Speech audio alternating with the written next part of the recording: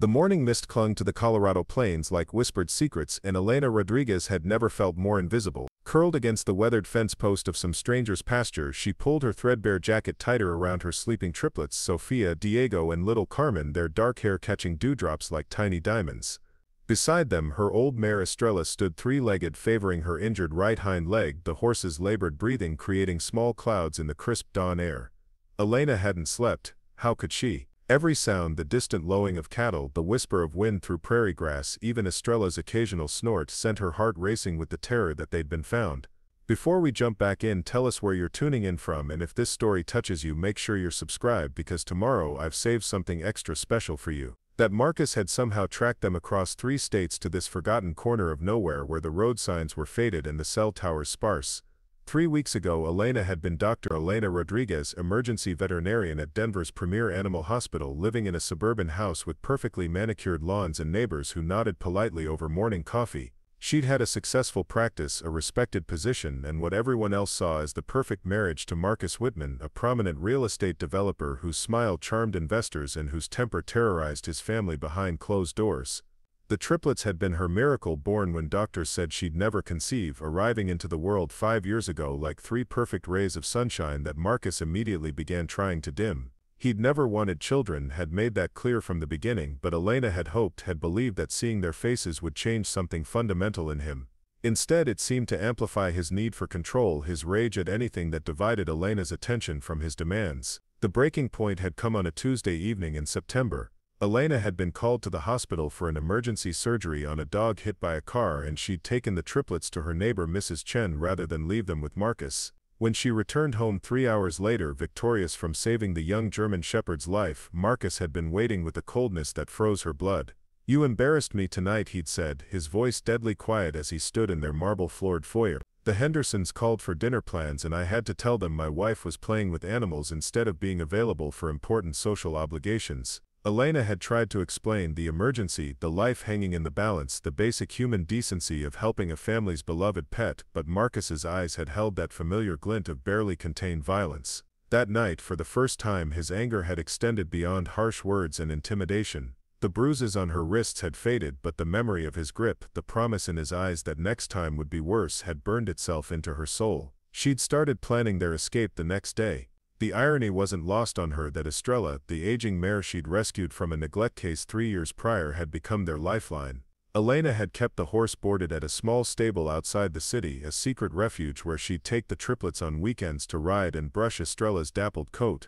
Marcus had known about the horse but dismissed it as another of Elena's bleeding heart fixations, never realizing that Elena had been quietly moving supplies there, camping gear, non-perishable food, cash withdrawn in small amounts over months. When Elena had packed their lives into 2 duffel bags and a backpack that September night, loading sleepy children into her old pickup truck while Marcus attended a business dinner, Estrella had been waiting.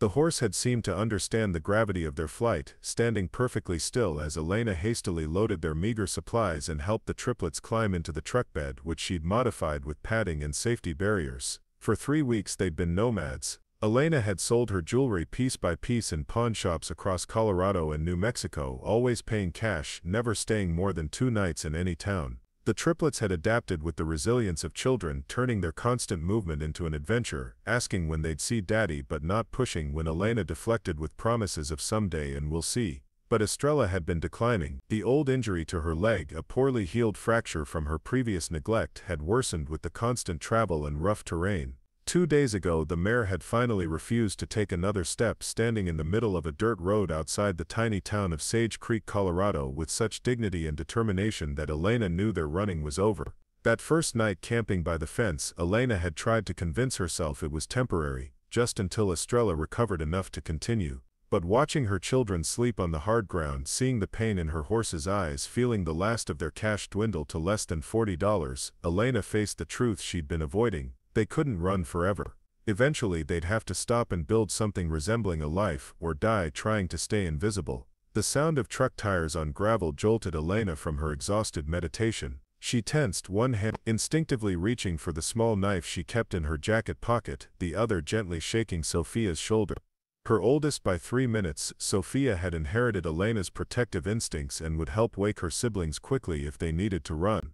But where could they go? Estrella couldn't travel and Elena wouldn't abandon the horse who'd carried them to safety. They were trapped between the fence and whatever was coming down that dirt road, exposed and vulnerable as the morning sun burned away their concealing mist. The truck that appeared around the bend wasn't the sleek black SUV of Elena's nightmares but a dusty blue Ford F-250 with hay bales in the bed and a dog riding shotgun. The driver was a man in his early 40s wearing a faded Carhartt jacket and a cowboy hat that had seen better decades. He slowed as he approached their makeshift camp and Elena could see his weathered face taking in the scene, a woman and 3 children sleeping rough, a lame horse standing guard. He pulled over and sat in his truck for a long moment, engine running as if giving Elena time to decide whether to bolt. The dog, a red heeler with intelligent eyes, watched through the windshield with the patient alertness of a working animal. Finally the man turned off the engine and climbed out slowly, hands visible, movements deliberate and non-threatening. "Morning," he called softly, his voice carrying the easy drawl of someone born to wide open spaces. "Name's Jake Morrison. This is my land you're on."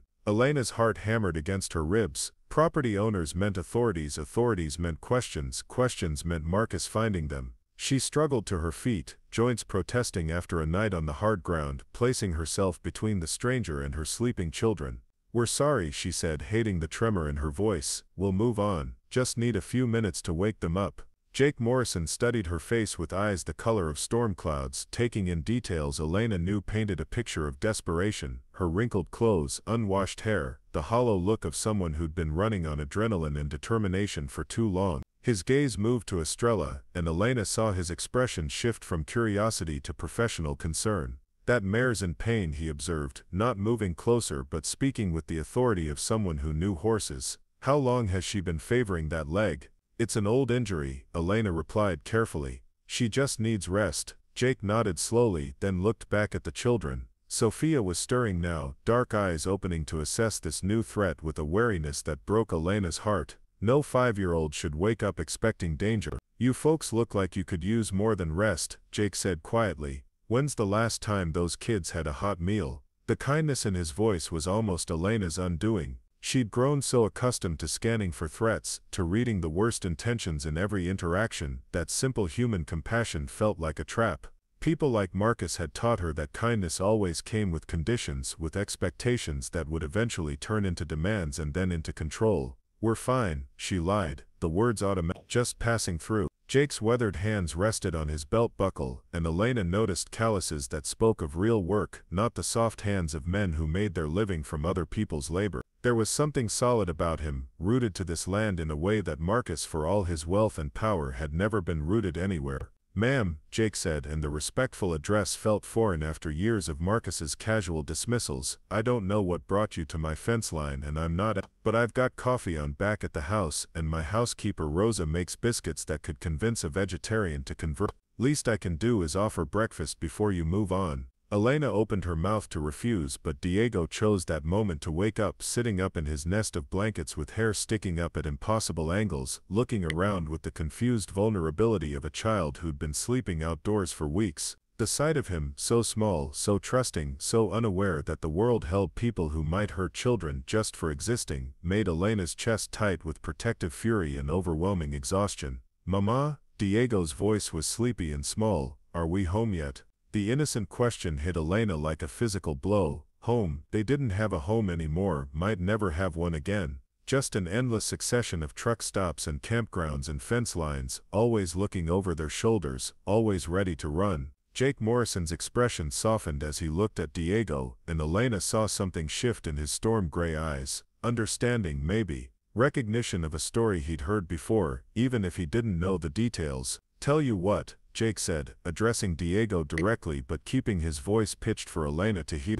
"I've got a horse back at my place who's been mighty lonely, name's Thunder, and he's getting old enough that he doesn't much like being by himself. You think your mama's horse might like to meet him, just for a visit?" Diego's face lit up with the first genuine excitement Elena had seen from any of her children in weeks. "Mama, can Estrella meet the lonely horse? Can we?" Carmen was stirring now too, her sleepy mumbles joining the conversation as she registered the presence of a stranger. Elena watched Jake crouch down to be at eye level with the waking children, noticed how he kept his distance, how he let them come to full alertness before speaking again. "I know you don't know me," he said, and his words were clearly meant for Elena even though he kept his attention on the triplets. "But I've got a big breakfast getting cold and honest work that needs doing if anyone's interested in earning their keep. No charity, just fair trade, work for food and a safe place to rest." The phrase safe place resonated through Elena like a bell. When was the last time she'd felt safe? Really truly safe, not just temporarily undetected. She couldn't remember. Even in the early days of her marriage, before Marcus's control had tightened into a stranglehold, she'd never felt the bone-deep security that Jake Morrison's voice promised. But promises were dangerous things. Elena had learned that lesson thoroughly. "We can't pay you," she said, testing his reaction, "and we might need to leave quickly." Jake nodded as if this was the most reasonable thing in the world.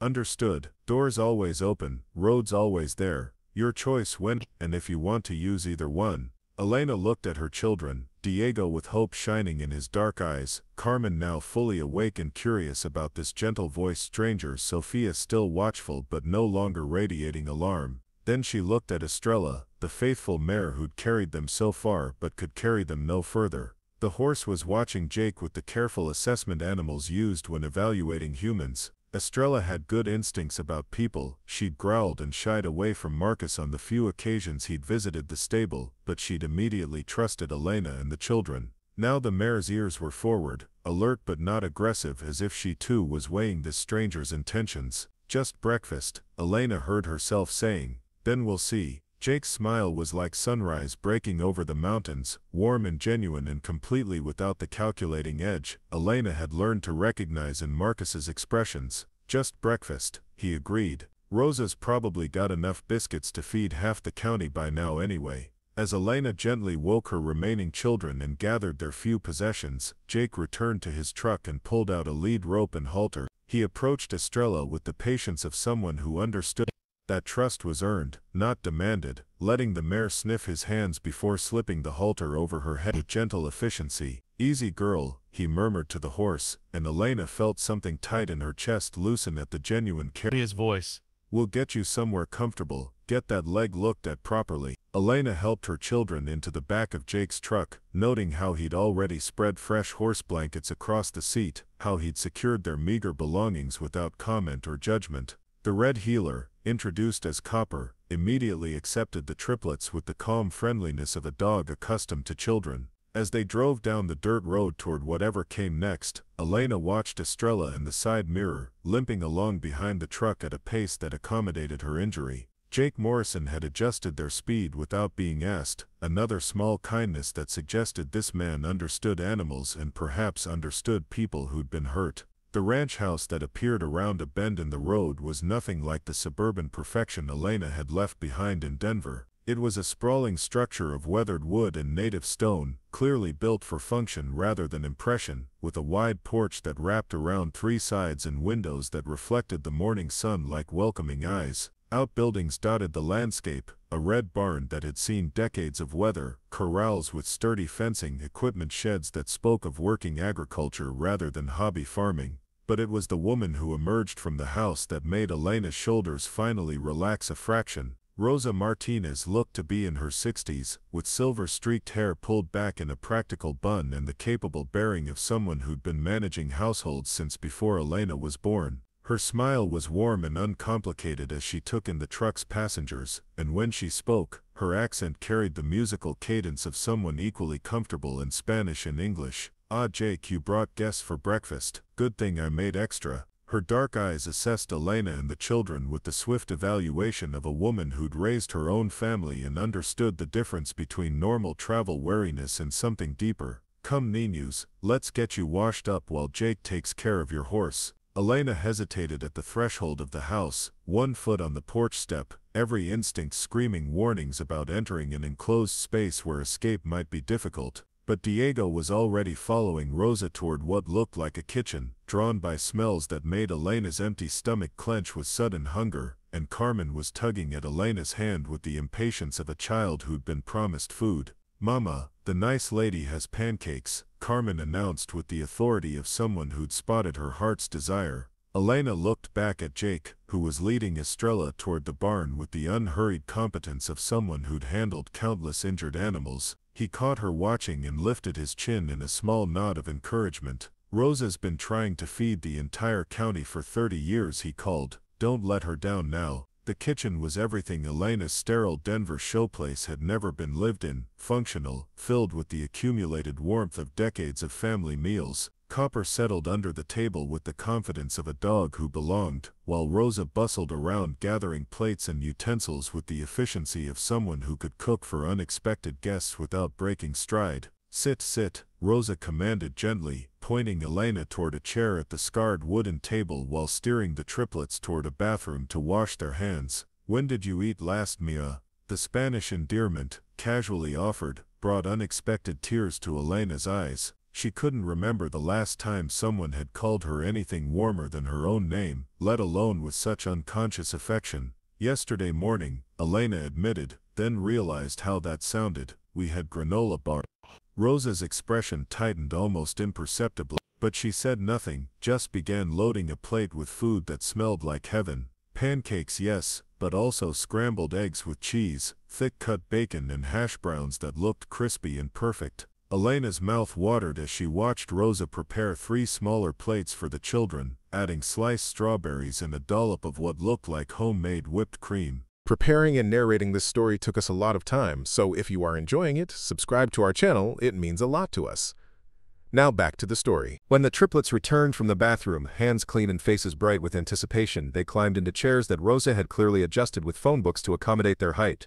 Elena felt another crack in her armor at this simple consideration, this evidence that this household was accustomed to caring for children. "Now then," Rosa said, settling her own plate at the table and folding her hands for a brief silent grace that Elena found herself respecting even though she'd stopped believing in benevolent deities months ago. "Jake tells me you have a beautiful mare. What's her name?" "Estrella," Sofia answered when Elena remained silent, using the careful politeness Elena had drilled into all her children.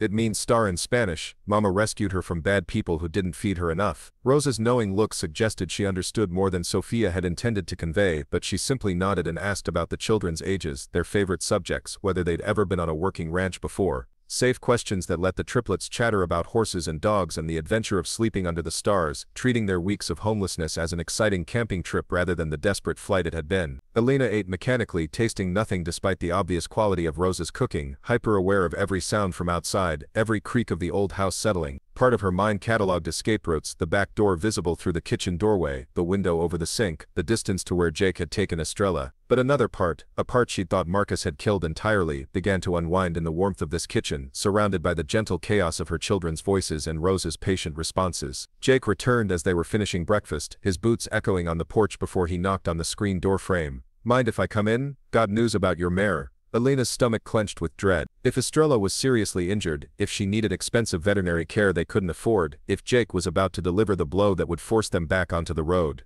"She's going to be fine," Jake said quickly, as if reading her panic. "Old injury, like you said, but it's just inflammation from overuse. Some rest, some anti-inflammatory medication, and she'll be good as new. I've got her settled in a stall with Thunder and they're getting along like old friends." Elena closed her eyes with relief so profound it made her dizzy. "Thank you. How much do I owe you for the medication?" Jake waved off the question. "Had it on hand. Part of ranching is keeping a medicine cabinet for the animals." He paused, hat in his hands, clearly weighing his words. "Thing is, she really does need rest. Few weeks minimum, maybe a month to be safe." Elena felt the walls of this temporary sanctuary closing in around her. A month. Marcus would have search teams covering every inch of Colorado in a month. He'd find them, take the children, make Elena disappear in ways that would never show up on missing person reports. She started to push back from the table, gathering herself to politely refuse and figure out some other solution. However, Jake continued, his voice carefully neutral. "I meant what I said about needing help around here. Harvest season's coming, and I'm short-handed. Rosa's been after me hire someone to help with the horses, maybe assist with some of the cooking for the seasonal workers. If you're interested in staying on temporarily, there's a bunkhouse that's been empty too long, and the kids would be close to town for school when it starts up." Elena stared at him, searching for the catch, the condition, the hidden expectation that would turn this offer into another trap. But Jake's expression remained open, honest, tinged with the kind of hope that suggested he genuinely wanted their company rather than simply offering charity. "I'm a veterinarian," Elena said suddenly, the words tumbling out before she could stop them. I could help with the animals, check on their health, handle basic medical care." Jake's eyebrows lifted in surprise, then something like delight. "A vet? Hell, excuse me Rosa, heck, that changes everything. I've been driving 40 miles to get Doc Peterson out here for anything more serious than basic first aid. Having someone on site who knows animals. He trailed off, studying Elena's face with new interest. You're running from something, he said quietly, not a question but a statement of fact. Someone, that's why you're hesitant to stay put, why you keep looking at the roads. Elena's fight-or-flight response kicked into high gear, but before she could deny or deflect, Jake held up a hand. Don't care what or who, he said firmly. Your business is your business, but I've got 300 acres, good neighbors who mind their own affairs, and a healthy suspicion of strangers asking questions about folks who belong here. If you're looking for a place to catch your breath, to let those kids have some stability while you figure out your next move, you could do worse than Sage Creek. Elena looked around the kitchen table at her children finishing their first full meal in days, at Rosa watching with the protective instincts of a woman who'd clearly raised children of her own, at Jake Morrison standing there with his hat in his hands like a supplicant rather than a man offering employment to desperate strangers. Just temporarily, she heard herself saying, until Estrella is healed and we can move on. Jake's smile was slow and genuine. Just temporarily, he agreed, until you're ready to move on. But as Elena shook his calloused hand, sealing an agreement that felt far more significant than temporary employment, she caught Rosa's knowing look across the table. The older woman's expression suggested she'd seen this particular story before, broken families finding their way to Jake Morrison's ranch, staying just long enough to heal, sometimes deciding that healing meant putting down roots instead of pulling them up again. Elena told herself she was different. She was just buying time, just giving her children a few weeks of stability before they resumed their flight to whatever safety looked like for a family with no legal recourse and no financial resources. This wasn't about building a new life, this was about survival. But as Diego asked Jake if he could help feed the horses, and Carmen wondered aloud if the chickens she'd glimpsed through the window laid different colored eggs, and Sofia quietly inquired whether there were books she could read while they were staying, Elena felt something she hadn't experienced in years. For the first time since loading her children into a truck in the middle of the night, Elena Rodriguez allowed herself to imagine what it might feel like to stop running. Just for a little while, just long enough to remember who she'd been before fear became her constant companion. Outside the kitchen window, she could see Estrella standing in a paddock beside a magnificent black gelding, both horses grazing peacefully in the morning sun. The mare's limp was barely noticeable now that she wasn't bearing the weight of desperate travel, and her coat already seemed to shine brighter in the Colorado sunshine. Maybe, Elena thought as she accepted Rosa's offer of another cup of coffee, maybe some kinds of healing really did just take time in the right place to rest. Maybe some sanctuaries were real, even if they could only be temporary. But as she settled back into her chair, watching her children begin to smile with something approaching genuine happiness, Elena couldn't quite shake the feeling that Jake Morrison's definition of temporary might be very different from her own. The first week at Morrison Ranch passed like a dream. Elena was afraid to trust. She woke each morning in the small bunkhouse Jake had cleaned out for them, listening to her children's steady breathing in the adjoining room, still startled by the absence of immediate danger. The building was simple but comfortable, with a kitchenette, a living area with worn furniture that somehow felt more welcoming than her former designer pieces, and windows that looked out over rolling pastures where Estrella grazed contentedly beside Thunder. Elena had thrown herself into work with an intensity that surprised even her. Years of suppressed professional instincts came flooding back as she examined Jake's cattle, updated vaccination schedules that had been haphazardly maintained, and treated minor ailments that could have become major problems if left unchecked. The physical demands of ranch work felt good after months of anxious inactivity, and she found herself sleeping deeply for the first time since leaving Denver. The triplets had adapted with the remarkable resilience of children. Diego had appointed himself Jake's shadow, following the rancher around with determined steps and endless questions about everything from fence repairs to cattle behavior. Carmen had discovered Rosa's garden and spent hours learning to distinguish between weeds and vegetables, her small hands gentle with seedlings. Sofia, ever the careful observer, had claimed the ranch's barn cats as her special responsibility, learning their names and preferences with the meticulous attention she brought to everything. Jake Morrison remained an enigma wrapped in kindness. He worked alongside Elena with easy competence, never questioning her veterinary decisions, but always available if she needed assistance handling larger animals. He treated her children with the patient attention of someone genuinely interested in their thoughts and opinions, and he respected Elena's boundaries with a sensitivity that spoke of hard-won wisdom about trust and its fragile nature. Rosa had become their anchor in ways Elena hadn't expected. The older woman had an intuitive understanding of what the family needed, sometimes a listening ear when Elena's nightmares left her hollow-eyed over morning coffee, sometimes firm guidance when the children tested limits they'd never been allowed to explore safely before. She never asked direct questions about their past, but her presence radiated the kind of protective warmth that made Elena's defensive walls feel less necessary with each passing day. It was during the second week that Elena began to notice the subtle signs of a larger community embracing them. Peterson, the elderly veterinarian from the nearest town, stopped by ostensibly to check on a difficult calving, but spent most of his visit picking Elena's brain about newer treatment protocols and offering to put in a good word with his colleagues if she ever wanted to establish a practice in the area. The school principal called to discuss enrollment options for the triplets, mentioning almost casually that the district had an excellent program for children who'd experienced transitions and might need extra support. Elena recognized the careful orchestration behind these interactions. Jake was building a network around them, creating connections that would make them part of the community's fabric rather than temporary visitors. The realization should have triggered her flight instincts, but instead she felt a complicated mixture of gratitude and terror. People were beginning to care about them, to invest in their well-being, and Elena knew from bitter experience how dangerous it could be when others had expectations about your life. The first real test came on a Thursday morning when Elena was treating a horse with an infected hoof in the main barn. The work required concentration, and she'd lost track of time until she heard unfamiliar voices near the house. Her blood turned to ice water when she recognized the authoritative tone of law enforcement.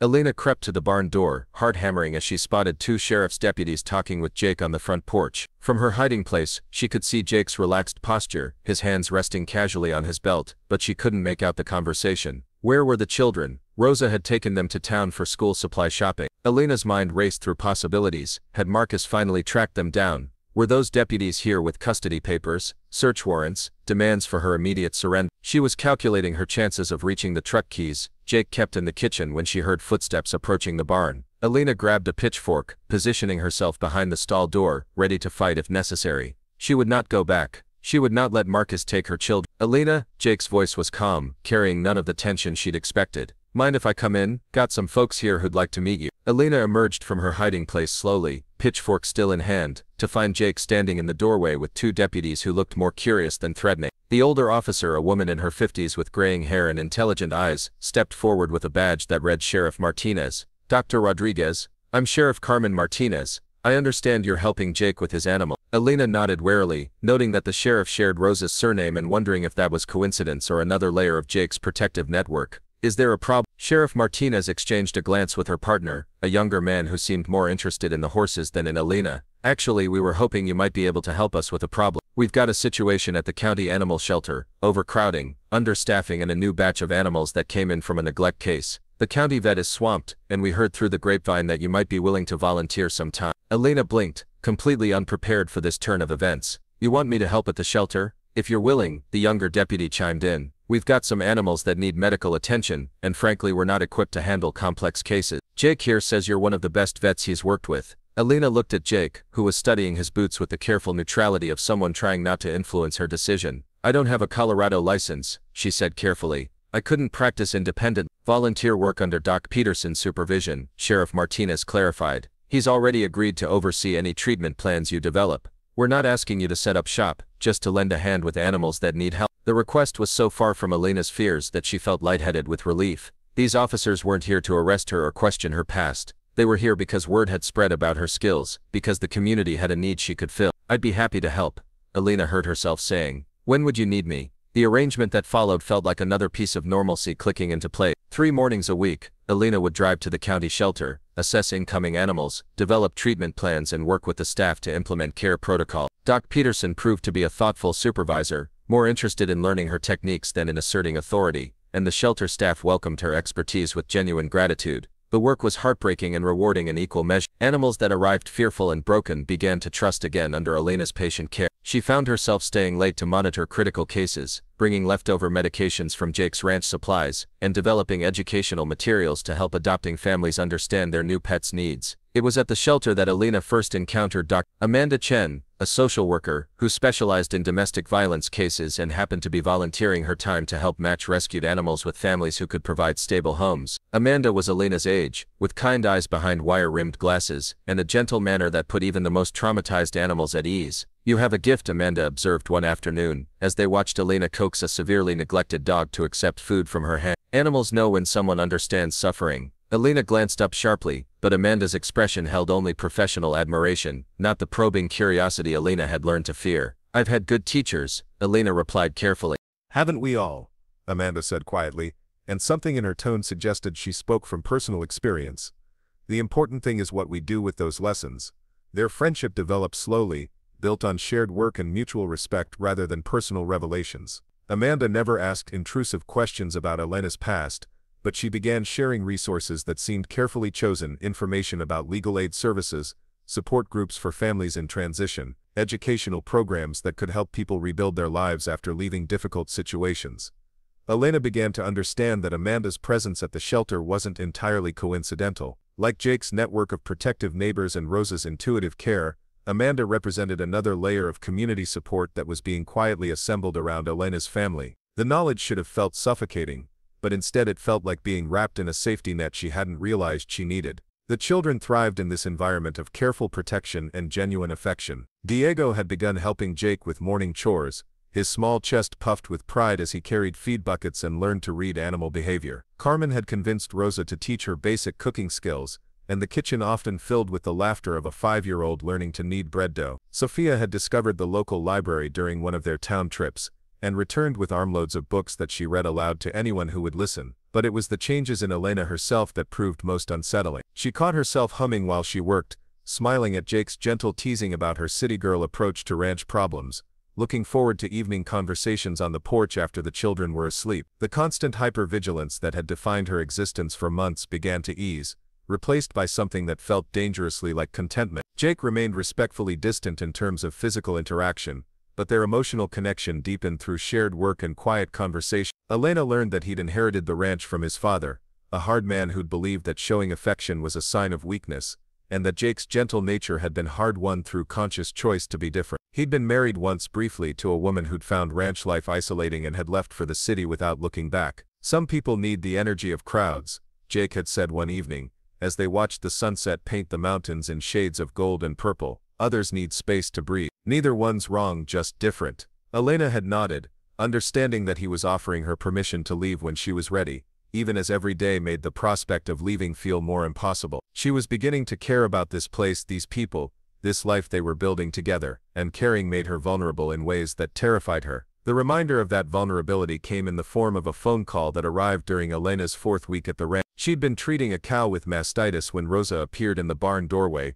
face grave, holding the ranch's cordless phone. "Elena Mija, there's a call for you. A woman says she's your sister." Elena's blood ran cold. She'd given her sister Patricia this number for emergencies only, with strict instructions not to use it unless absolutely necessary. Patricia lived in Phoenix, worked as a nurse, and was the only person who knew even vaguely where Elena had gone after leaving Denver. If Patricia was calling, something was seriously wrong. Elena took the phone with trembling hands, stepping away from the cattle to find privacy. "Patricia, what's happened?" Her sister's voice was tight with controlled fear. "Elena, thank God, I've been trying to reach you for 2 days. Marcus has been here." The barn seemed to spin around Elena as the words hit home. "What do you mean, he's been there?" "He showed up at my apartment on Tuesday, said he was worried about you and the kids, that you'd had some kind of breakdown and disappeared with his children. He had official-looking papers, Elena, court documents claiming you'd kidnapped the triplets, that you were mentally unstable and dangerous." Elena sank onto a hay bale,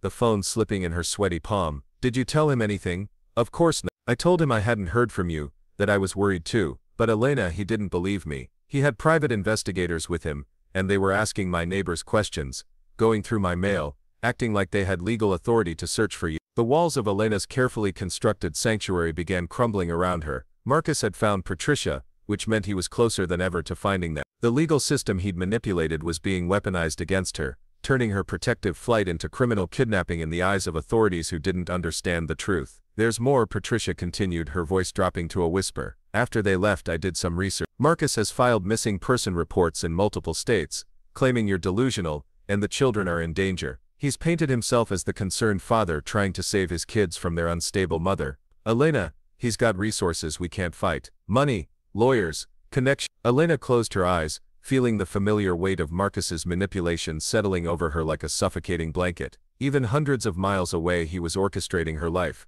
controlling the narrative, making her the villain in a story where she was actually the victim. "I have to run," Elena said quietly. "Tonight, before he traces this call or finds another lead." "Elena, wait, there might be another option." Elena opened her eyes, focusing on Patricia's urgent tone. "What do you mean?" "The private investigators were asking questions, but they were also being watched. I noticed a woman in the parking lot who seemed to be keeping track of their movements, and when I went to get groceries yesterday, she approached me. She said her name was Amanda Chen, that she worked with domestic violence survivors, and that she had information that might help you." Elena's heart stopped. "Amanda, there Amanda from the shelter, who'd somehow connected Elena's situation to Patricia's crisis, hundreds of miles away. What kind of information? She said Marcus's legal filings contained inconsistencies that could be challenged, that there were resources available to help families in your situation fight back legally instead of just running. She gave me a phone number. Elena said to tell you that sometimes the best defense is a good offense. Elena stared across the barn at the stall where Estrella was healing,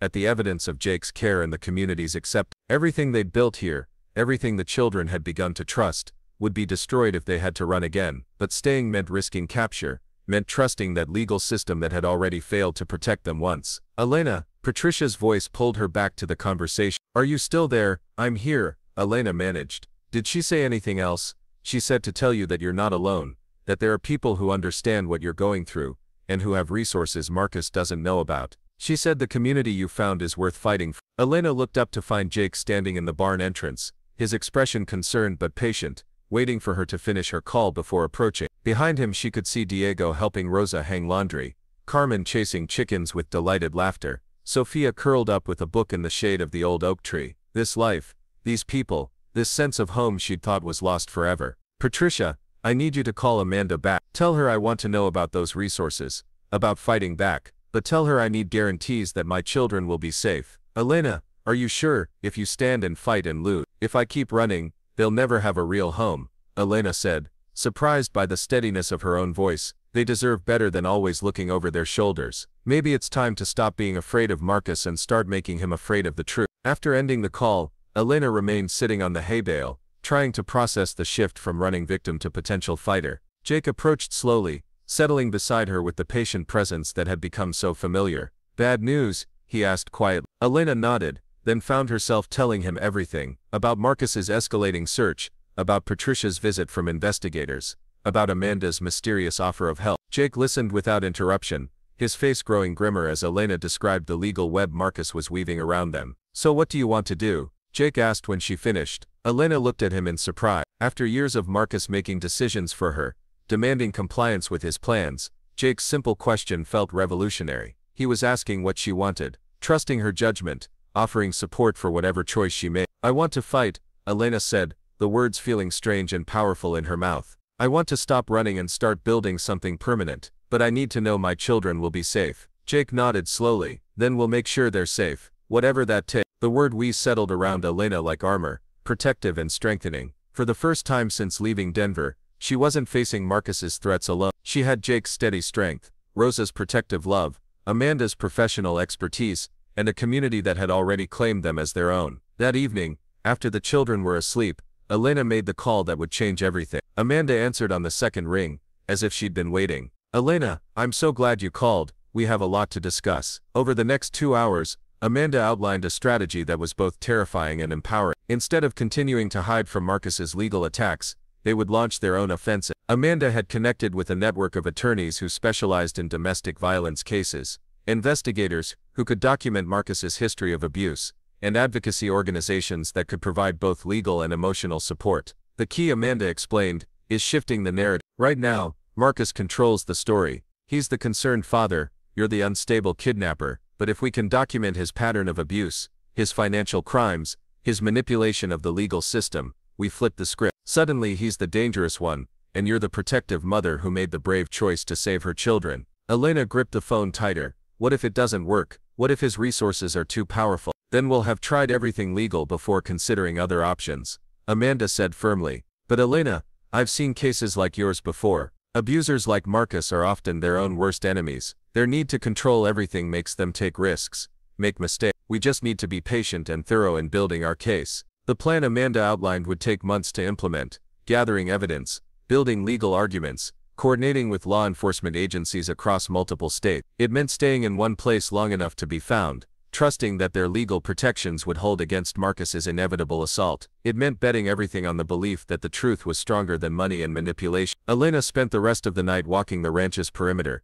thinking and praying and trying to find the courage for what came next. When dawn broke over the Colorado mountains, painting the sky in shades of hope and possibility, she found Jake in the barn feeding horses. I've made my decision, she told him. We're staying. We're fighting back. Jake's smile was slow and warm as sunrise. Good. Rosa's already started planning where to put the children's bedrooms in the main house. She figured you'd need the space when this becomes permanent. Elena laughed despite her fears. Despite the enormous challenges ahead, you all were pretty confident in my decision. Not confident in your decision, Jake corrected, moving to check Estrella's injured leg with gentle hands. Confident in you, there's a difference. As Elena watched him examine her horse with professional care and obvious affection, she felt something settle in her chest that she'd thought was lost forever. Not just safety or temporary refuge, but the bone-deep certainty of belonging somewhere, of being worth fighting for. The battle with Marcus would be long and difficult. There would be setbacks and fears, and moments when running seemed like the only option. But for the first time since loading her children into a truck in the middle of the night,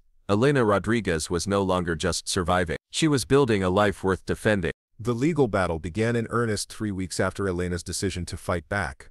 Amanda had connected her with Catherine Walsh, a family law attorney from Denver who specialized in domestic violence cases and had an impressive track record of defeating wealthy, well-connected abusers. Catherine was a woman in her early 50s with steel gray hair and eyes that missed nothing, and she approached Elena's case with the methodical precision of a general planning a war. Marcus made his first mistake when he filed those missing person reports. Catherine explained during their initial video conference, her voice crackling through the ranch's unreliable internet connection. He claimed you were mentally unstable and had kidnapped the children, but he never filed for emergency custody or requested police intervention when you first left. That suggests he knew exactly why you were leaving and was more concerned about his public image than his children's safety. Elena sat in Jake's home office, surrounded by boxes of documents they'd been gathering evidence of Marcus's financial irregularities, medical records documenting injuries Elena had explained away as accidents, photographs of bruises she'd hidden beneath makeup and long sleeves. The accumulation of proof felt both vindicating and nauseating.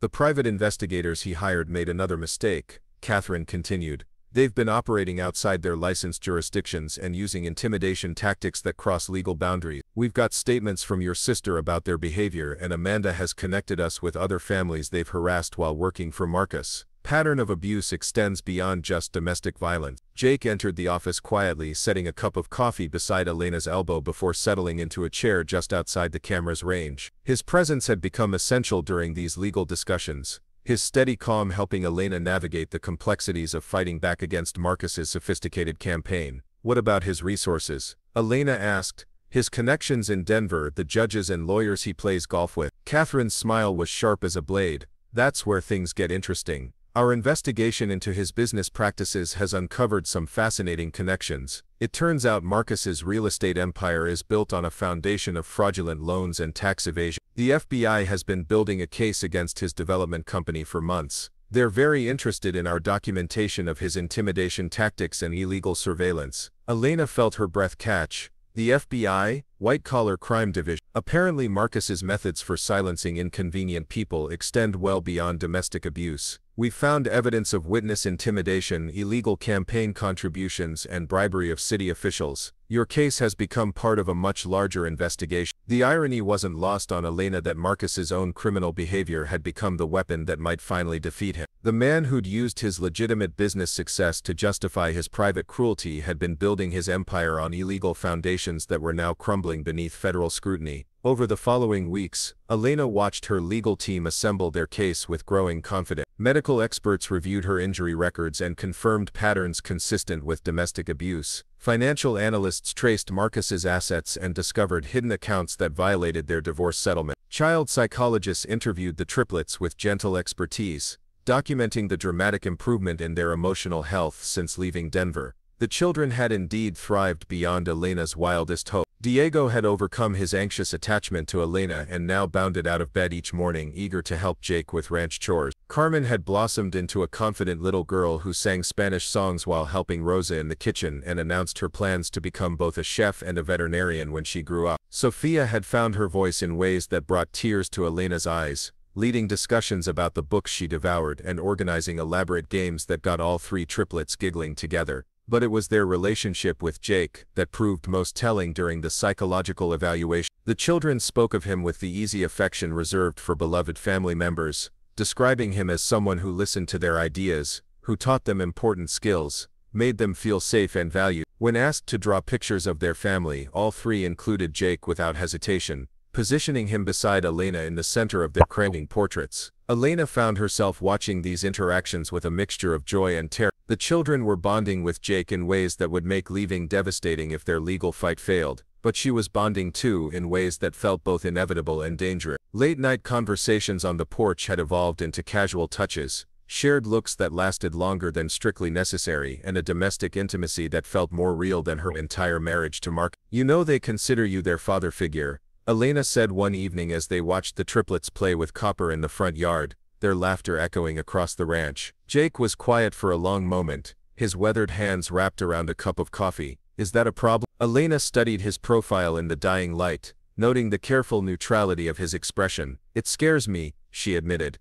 "They've already lost so much. If we have to leave, if the legal fight doesn't work out, we're not going to lose," Jake said with quiet certainty. "Catherine knows what she's doing and the evidence is overwhelming. But even if something goes wrong, those kids will always have this. They'll know what it feels like to be safe, to be valued for who they are instead of controlled. Nobody can take that away from." His faith in their future was both comforting and overwhelming. Elena had lived for so long in survival mode that planning beyond the next immediate crisis felt foreign. But Jake spoke of their life together as an established fact, as something worth investing in for the long term. The test of that commitment came sooner than expected. On a Tuesday morning in early October, Elena was examining a pregnant mare when Rosa came running from the house, face pale with urgency. "Elena Mija, you need to come quickly. There are cars coming up the drive, expensive car." Elena's blood turned to ice. Through the barn door she could see a convoy of black SUVs approaching the ranch house, their polished surfaces incongruous against the rustic landscape.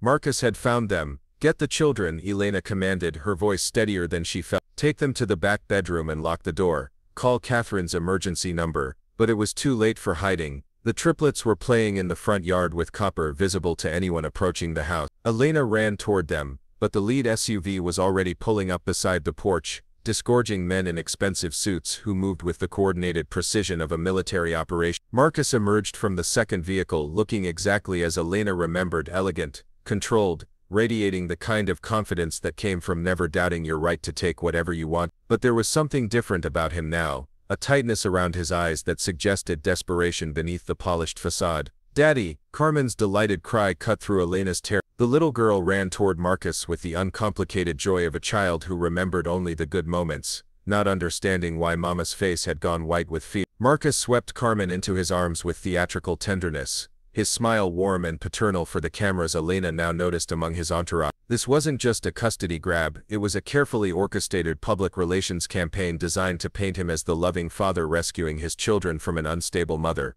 "Hello, sweetheart," Marcus murmured into Carmen's hair, his voice carrying clearly across the yard. "Daddy's missed you so much. Are you ready to come home?" Elena stepped forward, positioning herself between Marcus and the other two children. "You can't be here, there's a restraining order." Marcus's laugh was rich with condescending amusement. "That restraining order was issued based on false information, Elena. My attorneys have had it overturned, and I have a court order granting me immediate custody of my children." He gestured toward one of his companions, a woman in a severe gray suit who stepped forward with official-looking documents. "This is Child Protective Services investigator Janet Morrison. She's here to ensure the children's safe transition back to their legal home." Elena's mind reeled. CPS involvement meant Marcus had convinced authorities that the children were in immediate danger. The legal protections Catherine had assured her were solid, had somehow been circumvented by Marcus's superior resources and connections. "Elena," Jake's voice came from behind her, calm and steady. She turned to see him walking from the barn, his posture relaxed but alert, every inch the confident landowner on his own property. "Is there a problem here?" Marcus's expression hardened as he took in Jake's obvious familiarity with Elena and the children. "And you are?" "Jake Morris. This is my ranch." Jake's voice carried the kind of quiet authority that made Marcus's theatrical dominance seem forced by comparison. "You're trespassing on private property." The CPS investigator stepped forward, consulting her documents. "Miss Morrison, I'm Janet Morrison, with Child Protective Services. We have a court order authorizing the immediate removal of these children from what has been determined to be an unsafe environment." Jake's eyebrows lifted slightly. "Morrison, any relation to Sheriff Carmen Martin?" Janet Morrison's professional composure flickered almost imperceptibly. "She's my sister-in-law, but that has no bearing on this case." Elena caught the subtle exchange and understood. Jake hadn't just built a network of casual support around them. He'd cultivated relationships with key figures in local law enforcement and social services. The CPS investigator was related to the sheriff, who'd been quietly monitoring Marcus's activities and building her own case against his intimidation tactics. "Mind if I call Sheriff Martinez?" Jake asked mildly. "Standard procedure when we have this many vehicles on ranch property. Want to make sure everyone's here legally." Marcus stepped forward, still holding Carmen but with his free hand moving toward his jacket. Elena recognized the gesture from years of marriage, the automatic reach for his phone, his weapon of choice for destroying anyone who challenged him. "That won't be necessary," Marcus said smoothly. "We'll be leaving momentarily with the children." "Elena, say goodbye quickly. Supervised visitation can be arranged through proper legal channels once you've received appropriate psychiatric treatment." The casual cruelty of his words, delivered in front of their children, sparked something fierce in Elena's chest. This was exactly how Marcus operated, using their love for each other as weapons, turning family bonds into tools of manipulation and control. "I'm not going anywhere," Elena said, her voice carrying across the yard with surprising strength. "And neither are my children. We have legal representation, we have community support, and we have the truth on our side." Marcus's mask slipped for just a moment, revealing the cold rage beneath his public persona. "Your legal representation is meaningless against federal charges, Elena. Did you think I wouldn't discover your little conspiracy with that social worker? Amanda Chen has been feeding you information from sealed federal investigations. That's obstruction of justice." Elena felt the ground shift beneath her feet. Amanda's access to information about Marcus's criminal activities had seemed too good to be true. If she'd obtained that information illegally, it could invalidate their entire legal strategy. But Jake was already reaching for his phone, his movements deliberate and unhurried. "Sheriff Martinez? Jake Morrison, I've got a situation at the ranch that needs your immediate attention." Marcus gestured toward his security team, and Elena saw several men move to surround Jake, their intentions clearly intimidating. But Jake continued his phone conversation with unruffled calm. "Federal agents, you said? Interesting time. I've got someone here claiming to have federal authority as well." Elena's confusion cleared as she understood what was happening. Jake's call wasn't just to local law enforcement. It was confirming the arrival of federal agents who'd been monitoring Marcus's move. The FBI investigation, Catherine had mentioned, wasn't just gathering evidence. It was actively tracking Marcus's continued criminal behavior. The sound of additional vehicles approaching made everyone turn toward the ranch entrance. This time the cars were unmarked federal sedans, and the agents who emerged wore the unmistakable bearing of law enforcement officers with arrest warrant. Special Agent Sarah Chen, Amanda's sister, Elena realized, stepped forward with credentials that immediately commanded attention from Marcus's security team. "Marcus Whitman, you're under arrest for witness intimidation, illegal surveillance, and conspiracy to obstruct justice." The transformation in Marcus was instantaneous and terrifying. The polished businessman vanished, replaced by a man whose rage had finally found a target worthy of his full attention. He set Carmen down roughly, his movements sharp with barely contained violence. "This is harassment," he snarled, but his eyes were fixed on Elena with a hatred that made her step instinctively closer to Jake. "You think you can destroy me with lies and manipulation? You have no idea what I'm capable of." Agent Chen's voice cut through Marcus's threats with professional authority. "Sir, you have the right to remain silent. I suggest you exercise that right." But Marcus wasn't finished. As the federal agents moved to arrest him, he turned back to Elena with the kind of smile that had once charmed investors and intimidated enemies. "This isn't over, Elena. These charges won't stick, and when I'm free, I'll make sure you understand the consequences of trying to embarrass me publicly." Elena felt Jake move closer, his presence solid and protective beside her. "Actually, Mr. Whitman, it is over. The federal charges are just the beginning. We've also got documentation of domestic violence, child endangerment, and fraudulent custody claims. Your intimidation tactics just bought you additional federal charges." Marcus's attention snapped to Jake with venomous focus. "And who exactly are you to interfere in my family's business?" Jake's smile was calm and implacable. "I'm the man who's going to marry Elena and adopt those children as soon as your parental rights are terminated, which, given the evidence we've compiled, should be happening very soon." Elena's heart stopped. Marriage, adoption, parental rights termination, these weren't vague future possibilities, but concrete plans Jake had been making while she'd been focused on day-to-day survival. He'd been building not just temporary safety but permanent family bonds. Marcus lunged forward, his control finally snapping completely, but the federal agents were ready. They subdued him efficiently, their professional calm contrasting sharply with his escalating rage. As they loaded him into one of their vehicles, Elena could hear him screaming threats about lawyers and connections and the price she'd pay for her betrayal. The children had watched the entire confrontation with wide eyes, clinging to each other with the instinctive solidarity they'd developed during months of uncertainty. Elena knelt beside them, gathering all three into her arms. "Is the bad man going to take us away?" Sofia asked quietly, her voice steady but her grip on Elena's shirt desperate. "No, Mija," Elena whispered, looking up at Jake, who stood guard over their small family with fierce protectiveness. "We're staying right here. We're home." The legal aftermath moved with surprising speed. Marcus's arrest triggered a cascade of revelations about his business practices, his history of intimidating former partners, and his systematic abuse of both Elena and other women in his past. The federal case against him was so comprehensive that his high-powered attorneys advised him to accept a plea bargain rather than face trial. Catherine had been right about Marcus being his own worst enemy. His need to control every aspect of the situation had led him to commit new crimes while under federal investigation, crimes that were documented by surveillance equipment he'd never suspected existed. The custody case became a formality once Marcus's criminal behavior was fully exposed. The court terminated his parental rights entirely, citing evidence of domestic violence, child endangerment, and criminal intimidation. Elena was granted sole custody with no visitation rights for Marcus, effectively severing all legal connection between him and the children he'd used as weapons against her. But it was the conversation with Jake that night, after the children were finally asleep and the ranch had returned to its peaceful rhythm, that changed everything for Elena. "Did you mean what you said?" she asked as they sat on the porch swing, watching stars emerge in the vast Colorado sky. "About marriage and adoption?" Jake was quiet for a moment, his weathered hands clasped in his lap. "I meant every word, but I should have asked you first instead of announcing it like that. You've spent too many years having decisions made for you." Elena turned to face him fully, studying the honest planes of his face in the moonlight. "What if I said yes?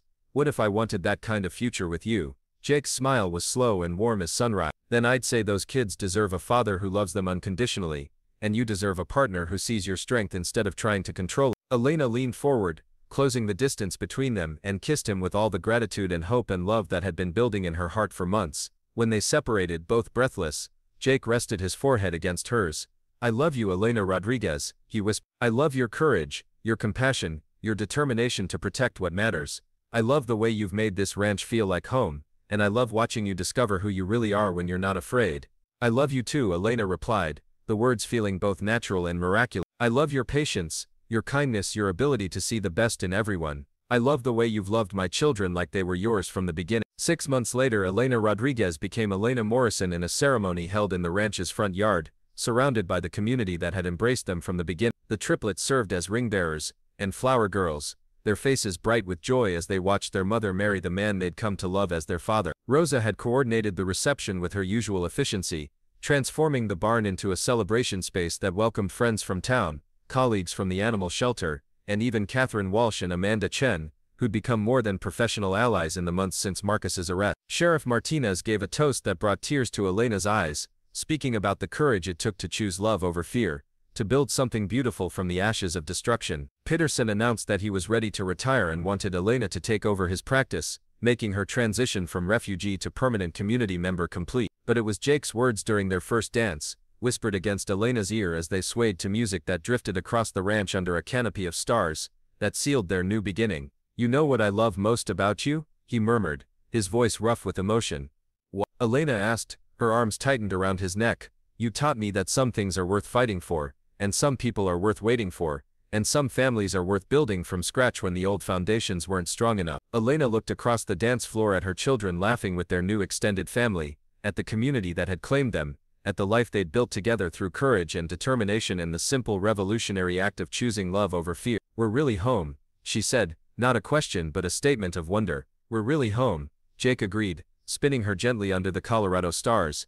"And we're never running again." As the celebration continued around them, Elena felt the last of her old fears finally release their hold on her heart. Marcus was serving a federal prison sentence that would keep him locked away for years. The children were thriving in ways she'd never dared imagine, and she was no longer the terrified woman who'd slept by a fence with her children and an injured horse, waiting for rescue. She was Dr. Elena Morrison, veterinarian, wife, mother and fighter. She was the limping horse that had brought them to this fence line, this ranch, this life, was now healthy and content in the pasture with Thunder, proof that some injuries could heal completely given time and the right care. And Elena had learned that the same was true for people, for families, for hearts that had been broken but not destroyed. Sometimes the cowboy didn't just say stay, sometimes he meant forever. and sometimes forever was exactly what a family needed to finally truly come home. 2 years had passed since that terrifying confrontation in the ranch yard, and Elena could hardly recognize the woman she'd once been. Standing in the veterinary clinic that now bore her name, she watched through the window as Jake taught Diego how to properly saddle Thunder while Carmen and Sofia gathered eggs from the henhouse they'd built together last spring. The children had grown tall and confident,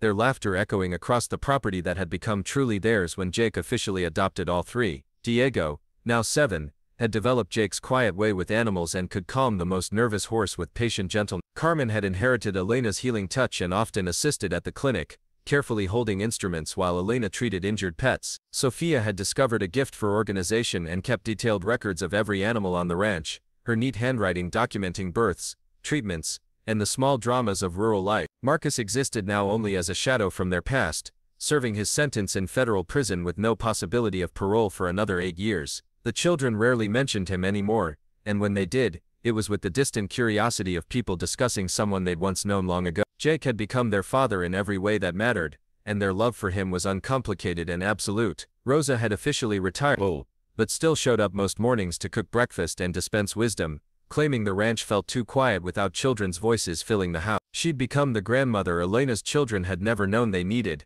teaching them Spanish songs and family recipes while sharing stories of her own grandchildren, who lived in distant cities. The morning mail brought news that made Elena's heart race with familiar anxiety. An official envelope bore the return address of the Colorado Department of Corrections, and Elena's hands trembled slightly as she opened it. Marcus was being transferred to a minimum security facility, eligible for supervised work release program. The notification was routine, required by victim protection laws, but it still sent ice through Elena's veins. Jake found her standing frozen in the kitchen, the letter clutched in her white-knuckled grip. Without a word he took the paper, read it quickly, then gathered Elena into his arms with the protective tenderness that had become as natural as breathing. "He can't hurt you anymore," Jake murmured against her hair. "He can't hurt any of the restraining orders are permanent, and he knows what happens if he violates them." Elena nodded against his chest, drawing strength from his certainty. The woman who'd once cowered at Marcus's threats had been replaced by someone who understood her own worth, her own power. She had a community that would fight for her,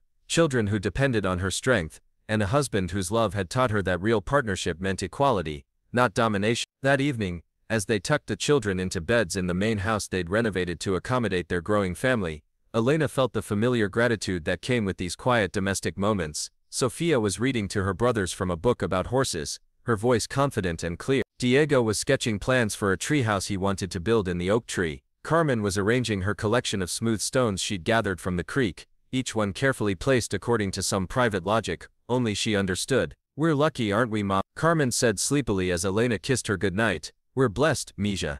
Elena agreed, smoothing dark hair away from her daughter's forehead. "We found our way home." Later, sitting on the porch swing that had witnessed so many important conversations, Elena and Jake watched Estrella grazing peacefully in the moonlight. The old mare had become something of a ranch mascot, her story of survival and healing inspiring visitors who came to hear how a limping horse had led a desperate family to safety. "Any regrets?" Jake asked quietly, his arm around Elena's shoulders as they rocked gently in the evening breeze. Elena considered the question seriously. Regrets about leaving her old life, about the months of fear and uncertainty, about the legal battles and public exposure of her private pain. "Only one," she said finally. "I regret waiting so long to leave. I regret the years my children spent walking on eggshells, learning to be afraid before they learned to be brave." Jake's hand found hers in the darkness, calloused fingers intertwining with hers, in a gesture that had become as essential as prayer. "Those years taught them resilience. Look at who they've become because of what you gave them, the courage to choose something better." Elena smiled, watching as Copper trotted across the yard to check on his beloved horses,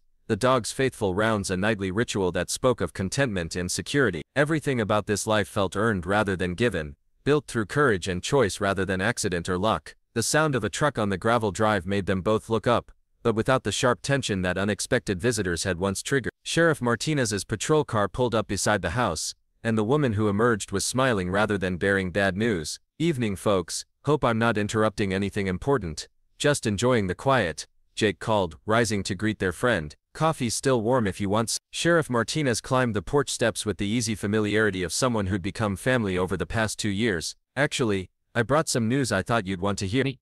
Marcus Whitman's work release application was denied. Apparently his behavior in minimum security hasn't been exemplary enough to earn outside privileges. Elena felt tension she hadn't realized she was carrying finally released from her shoulders. What kind of behavior? Let's just say he hasn't learned to play well with others, Sheriff Martinez said with satisfaction. Turns out controlling personalities don't adapt well to environments where everyone else has their own survival priorities. He'll be staying locked up for the full duration of his sentence. As Sheriff Martinez drove away after sharing coffee and ranch gossip, Elena reflected on how different this news felt from the anxiety that morning's letter had triggered. She was no longer the terrified woman who jumped at shadows and planned escape routes from every room. She was someone who faced challenges head-on, surrounded by people who would stand with her against any threat. "Ready for bed, Mrs. Morrison?" Jake asked, using the name that still made Elena's heart flutter with happiness. "Ready for whatever comes next, Miss Morrison," Elena replied, taking his hand as they walked into the house they'd built together. The woman who'd once slept by a fence with 3 frightened children and an injured horse